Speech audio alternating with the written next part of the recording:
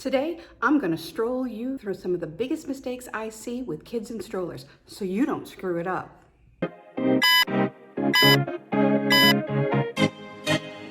There's a lot that goes into the pregame. Choosing a stroller, or whether you need a stroller or not, often goes by the wayside, but that can really make a huge impact on your overall experience and your sanity. So let's get into it. Number one, my child is too big. And yeah, I know, when they get to be about 2, they want out of that stroller. And then when they get to be about 5, they really can keep up with you most of the time. Did you know that the average adult walks between 7 and 10 miles every day on a theme park vacation? That is upwards of 20,000 adult steps. When you translate that into a child's steps, that can be somewhere around 30 or 32,000 steps a day. So what you have to do is ask yourself, yeah, my kid's big and they keep up, but can they do 32,000 steps every day for multiple days in a row? Strollers also serve as a safe haven for kids, even our bigger little kids. They're still little kids. And there's a whole lot going on when you're in a theme park. So much noise, so much to look at. There's lights, there's sounds, there's strange people everywhere. And they can crawl into their stroller and kind of,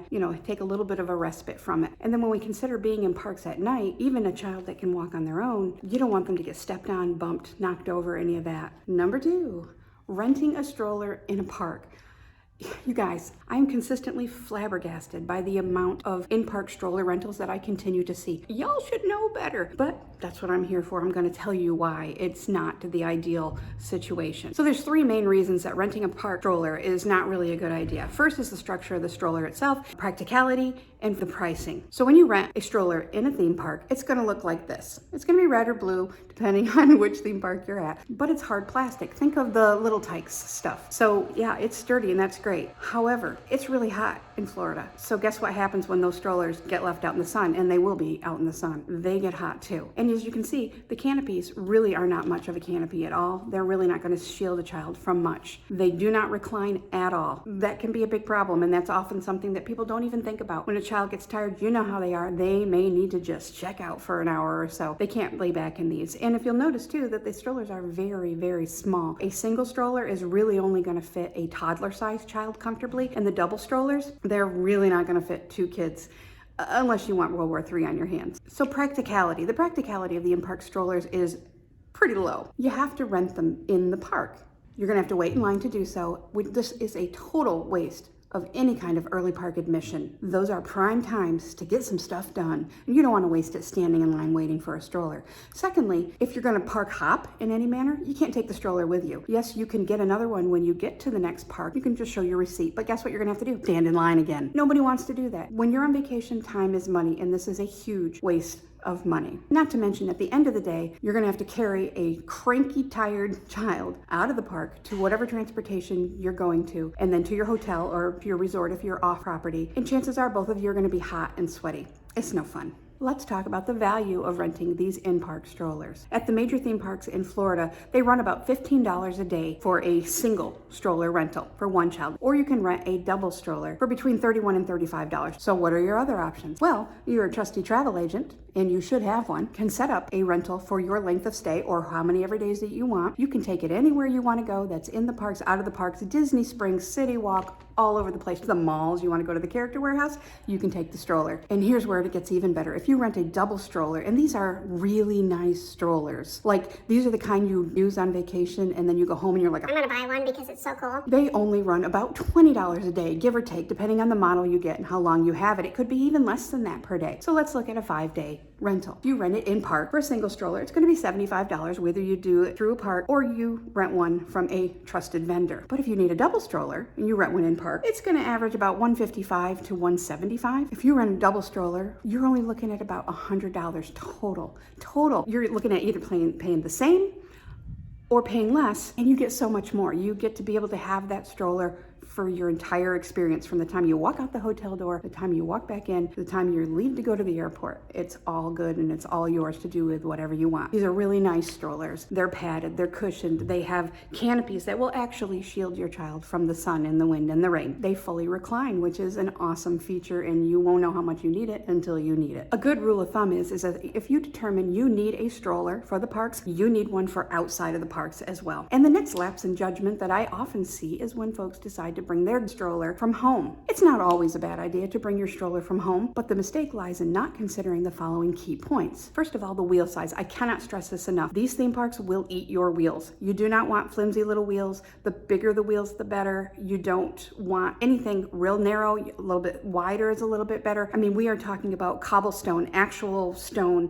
the rail tracks in the parks. You hit those, kid goes flying out of it. It's never a good thing, right? Uneven walkways, inclines, it's all there. You don't think about it, you just think about walking around. You see that shot down Main Street and it's flat, right? Well, it's not. There are hills, there are inclines, there's cobblestone, there are rail tracks down in the pavement, there's curbs, there's everything. And those little wheels, they are just no match. Okay, so if your wheels are good and you love your stroller and you want to bring it with you, the next thing to consider is whether or not you're flying or you're driving. So if you're driving, room, obviously room is a consideration. Big strollers take up big space. If you've got the space for it, great. But if you're flying, you want to consider how much do you love that stroller, because if you're bringing it with you because you love it so much, you probably don't want anything to happen to it. And the thing is, that stroller is going down in the belly of the airplane and they are not liable for any damage made to it. And I can tell you, as a former ground security coordinator of a major airline, the ground crews are not careful with your precious and expensive stroller. So please consider those things before you bring your good stroller from home. And number 4 on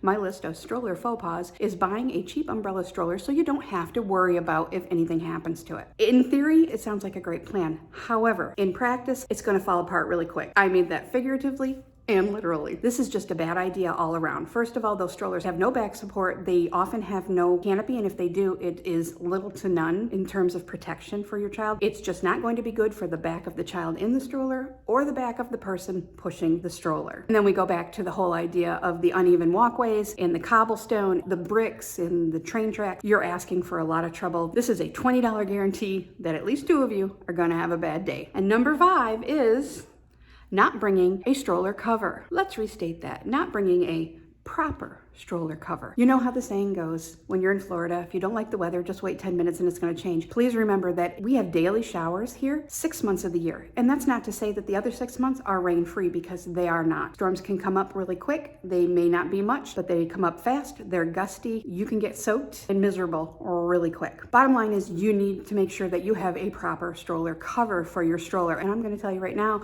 this is a no hack zone. Now, I love a good hack too, but this is not the time nor the place for one. I'm saying you're not going to the dollar store. I don't care what they say in the Facebook group. Don't go and get the dollar store tablecloth or the dollar store poncho and some clothespins or chip clips, because the very first gust of wind that comes along, you're going to find out why that's a terrible idea and a waste of your money. So you have 2 options. You can either make peace with the wet, or you can spend $11 and get a universal stroller cover and save the day. Most rental strollers actually come with their own rain cover, either free or at a very nominal cost. And as you know, brevity is not my strong suit. I have a bonus tip for you. And you've probably heard before, you need to differentiate your stroller from the sea of strollers that you will find when you get into that theme park. So the thing is, let's say you're gonna go and you're gonna go on over in the Curious George area over at Universal, or maybe you're gonna watch Killer Whale Show at SeaWorld, or, Voyage of the Little Mermaid with your kids. You're going to park your stroller, you're going to come out, guess what? It's going to be moved. That's what they do. It's their job. It's how they keep things going. So you can't use where you left it as a good marker of which stroller is yours. So what you need to do is do things that are going to make it stand out. Not only that are going to have your name on it like a sign, which is an absolute must have, but you want to do extra stuff to make it different from the one next to it, next to it, next to it, next to it, because